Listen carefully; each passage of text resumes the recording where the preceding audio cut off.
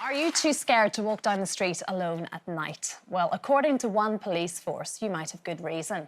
After a woman was followed down the road by a masked man, police in Nottinghamshire warned that women walking alone at night were taking a risk by doing so. Their words exactly were on this Facebook post. Taking a risk when it comes to walking alone at night is not one of those things we should be doing. Women who walk alone, especially at night, are at risk of harassment or even physical assault. Now, they've removed the post, but what do we think about them issuing it in the first place? I don't think they should have done. I mean, it's stating the blindingly obvious for a start. And what I want, you know, we all know that we don't particularly feel safe walking around at night, but what I want the police to do, first and foremost, is to make it so that they catch the people that are making us feel unsafe. That should be their priority, not putting the emphasis on us. I mean, it gets dark at 4 o'clock now. Are we supposed to just stay in the house from 4 o'clock like some medieval society? We want police on the streets so that we feel safe enough to walk around whatever damn time of the night we choose. That is really victim blaming. You know, it's not something we should be doing. Yeah. Well, I mean, I don't go out at dark. I have real fear of it. I had one of those mums that just constantly said, you know, and if I ever have to come back at night, I would always come with a friend and all of that. But I think to issue a statement like that suggesting that you just don't do it is clearly But it's like they're just going like this. It's like, oh, the onus is all on you lot to keep yourself... And what they should have done is said, look, we are working hard to make the streets safer with this initiative, blah, blah. In the meantime... always be wary. Always be wary, blah. That would be a far better thing to issue. I thought that was absolutely very, you know, misguided. But also fear-mongering, because I know earlier you said everyone is scared to go out at night and everyone feels unsafe at night, and I actually don't, and I really don't want to get into that mindset. I want it to be vigilant, and sometimes I'm not. So I want to be aware of my surroundings and try and make sure that I'm always looking after myself. But I don't want to be scared to do something. And I do feel like nowadays, with statements like that, with people sort of spreading fear amongst us all, it is easier and easier to just sit at home and go, I absolutely can't do anything. But to be fair, you watch the news and unfortunately there are horrible things happening all of the time, and as much as I truly believe that 99% of the world is a good enough place and people are good people, there is a percentage that just isn't. And so you watch the news and you can't help but be scared. I'm very, very conscious of going out at night time. My stepdaughter last night, they're only kids, I think, on a moped, tried to push her over and take her phone.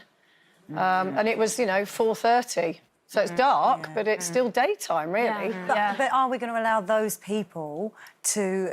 So that small percentage of awful people to stop us from going about our daily lives? And like you said, really, the police's responsibility is to make sure those things aren't happening and that those people get punished, not to scare us into thinking, well, I agree, and I'm like you.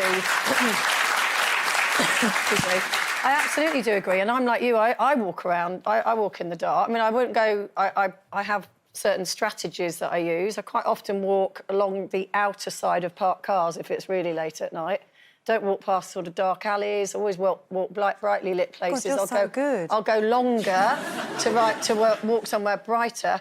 But when it comes to my kids, got 3 daughters, I'm right there going, no, you're not to walk anywhere on your own in the dark. Yeah. Oh, I think I'm a bit naive then. I will only run if I'm out in the dark. I won't walk. But would you let your kids? I mean, I know they're a bit young yet, but would you? Yeah, when they're teenagers. I mean, I was going to school on my own all through secondary school, so from 11 to 16. That's daylight, though. Not in the winter. No. In the winter, by the time... I was 2 buses and an hour and a half away from home, so by the time I got home, it was dark, how are my children going to be able to learn how to deal with those situations or how to stay as safe as possible if I never let them go? I don't know. I don't know what the answer is. But then it scares me because I feel like if, God forbid, a million times something did happen, would it be my fault? You're right about that. That's the thing, isn't it? We feel that this fear is what keeps us safe, and that is the conundrum. If I'm not frightened, am I really keeping my child safe?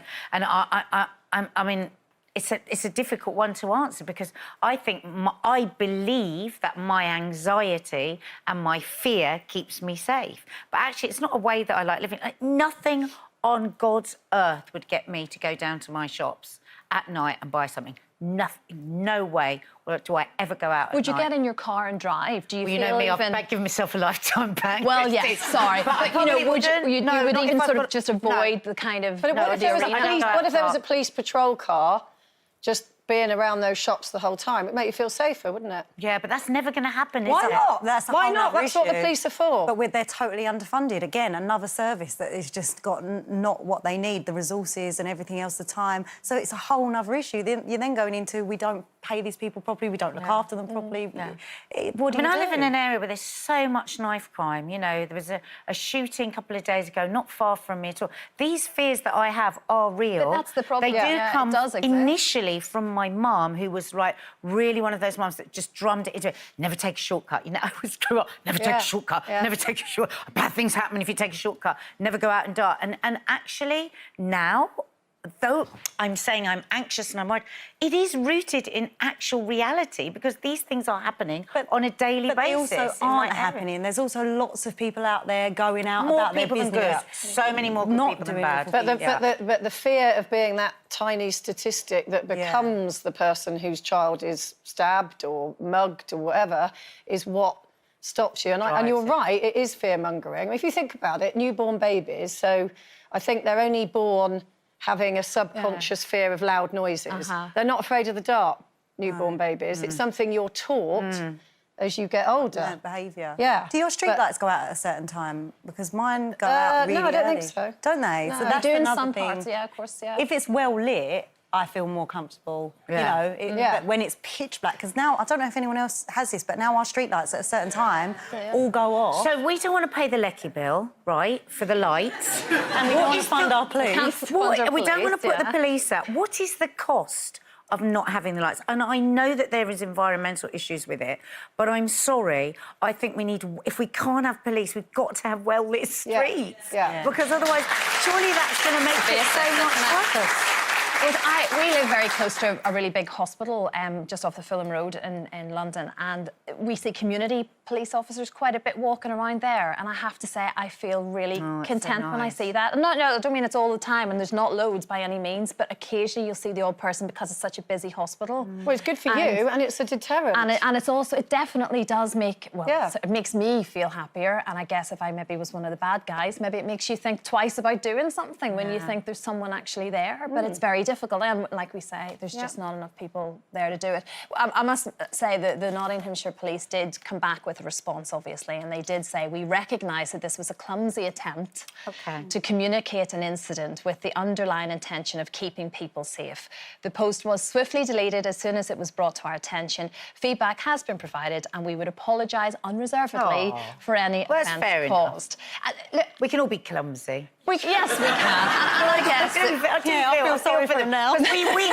We feel really bad now. No, because we often will say something and then everybody takes offence and it's like, oh, well, I just didn't slightly mean it said like it a bit that. wrong. Yeah, this so- is never, you know, whenever we talk about these things, it's never an attack on police officers. No. It's about the kind of the much bigger picture, you know, it as how it's managed, how it's, you know, directed and... No, I mean, I would not want to be a police officer. I really wouldn't. Yeah, you know, they put their lives on the line every day, so... Yeah, we're not getting at you. No, absolutely not.